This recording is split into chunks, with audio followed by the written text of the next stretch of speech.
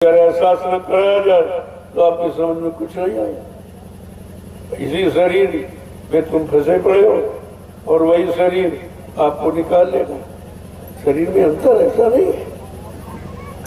वो तो देखने में तो कहते हैं ये तो रूप लगे मुझे प्यारा, ये जो आपने नर रूप धारण किया है तो मुझे बहुत प्यारा लगता है, लेकिन इससे उसको दर्शाओ और इसी से उसको दिखा दो, मिला दो और घर पहुंचा दो। अब तो मैं समझ गया, चलो ये रूप आपने इसलिए धारण किया है कि हमको जगाने के लिए, हमको भेद देने के लिए, हमको तरह तरह की सेवाओं में लगाकर अपना दरस और परस ये सब कराकर एहसास करा देते हो कि तुम कैसे बचोगे, कैसे निकलोगे, जो कि यहाँ निकलना बड़ा मुश्किल है, बहुत मुश्किल।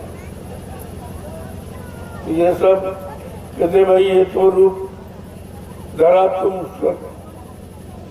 ये तो रूप धरा तुम सरगुण, और वो निर्गुण से हमको मिलवाओ।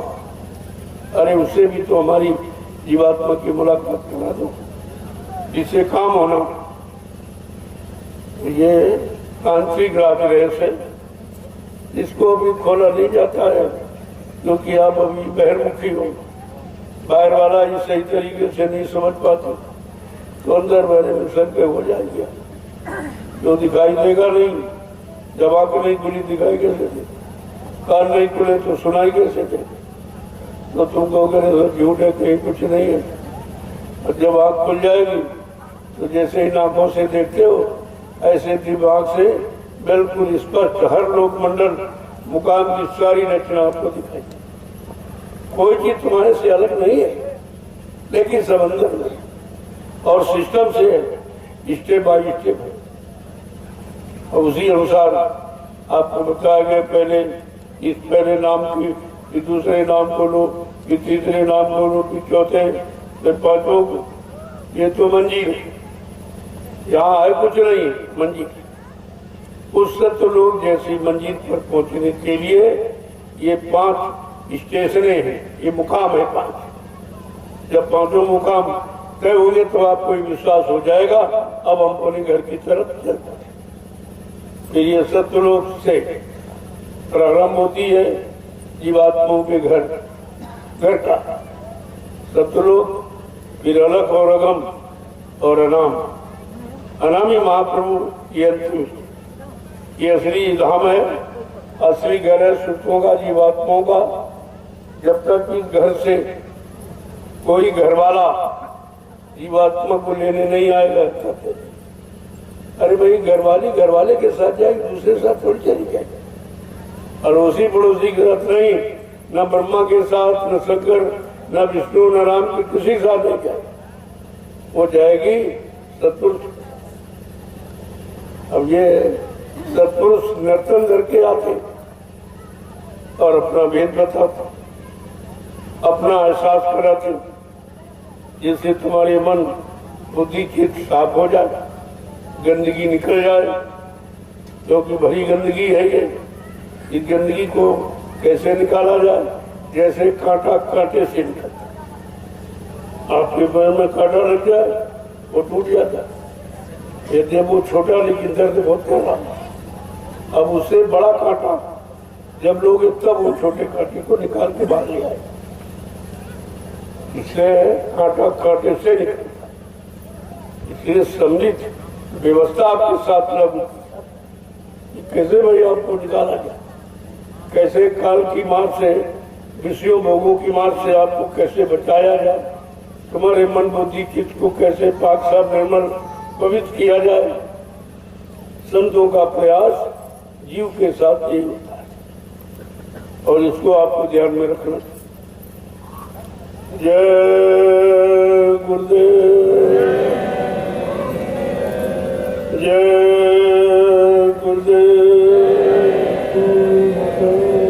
जय गुरुदेव, जय गुरुदेव नाम किसका, जय गुरुदेव नाम किसका, प्रभु का प्यारा नाम।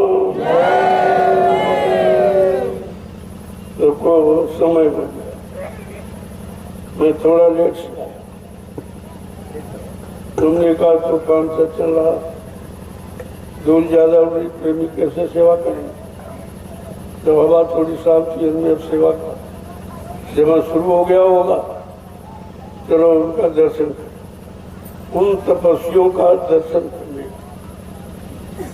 जिन्होंने ऐसे धूप काली, ऐसे अंदर हवाएं चल रही, जितने लोग घर से निकलना पसंद नहीं कर रहे और प्रेमी यहाँ सेवा कर रहा, इससे बड़ी कलयुग में कोई तपस्या नहीं। ये हर युग की तपस्या अलग अलग है, एक नहीं है। और तुम पुराने युग की तपस्या किसी कंदरा गुफा जंगल में छिप के बैठ गए, उससे कुछ भी नहीं होगा, बल्कि आप सजा पाने के अधिकारी हो कि तुमने मानव जीवन खरा। ये मानव जीवन अपने सुधार के लिए और जीवों के सुधार के लिए मिला। तुमने अपने जीवन में अपना सुधार कितना किया और कितने जीवों का सुधार किया, ये कर्म है सच्चा। इसलिए कलयुग की साधना और कलयुग की तपस्या और कलयुग का योग बिल्कुल अलग।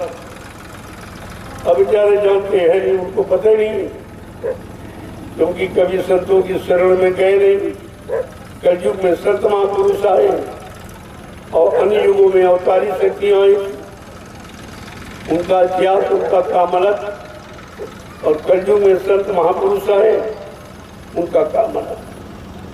तो तुमको अपने समय की बात को समझना और समय की चीज को लेना चाहिए, और समय की ही चीज काम में आती है।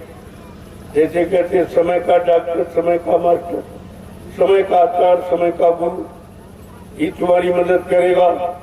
बहुत पहले आए, काम करके चले गए, उनका नाम लेने से तुम्हारा काम नहीं। आज ये बेचारा इसी भ्रम में पड़ा है और इस भ्रम से अलग नहीं हो पा रहा। महापुरुष इस भ्रम को दूर करना चाहते हैं। अरे भाई, तुम्हारा पिता अभी तक जीवित, अगर कल वो मर जाए तो दूसरे दिन आप उससे काम नहीं लेते। उसको याद करने से, उसका फोटो चित्र रखने से तुम्हारा वो कोई काम नहीं करेगा, क्योंकि काम करने का समय उसका खत्म।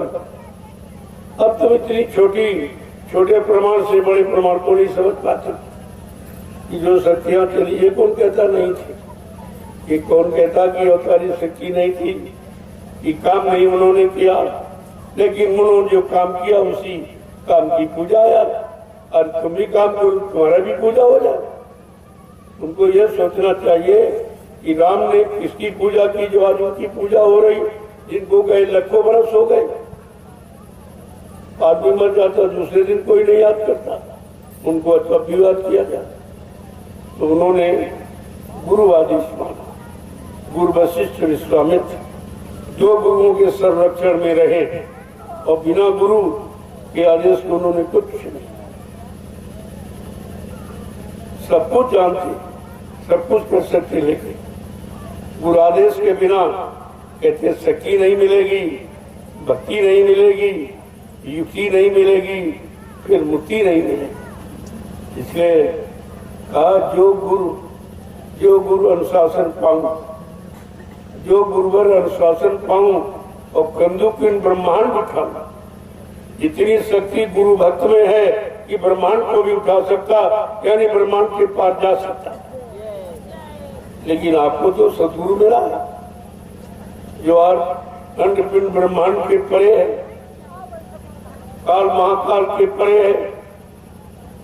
उनको तो वो चीज मिली, लेकिन तुम अपनी चीज की कदर नहीं कर पा रहे, क्योंकि जो बताया गया उसे आपने कभी किया नहीं। अगर करते रहते तो अभ्यास हो जाता। जय गुरुदेव।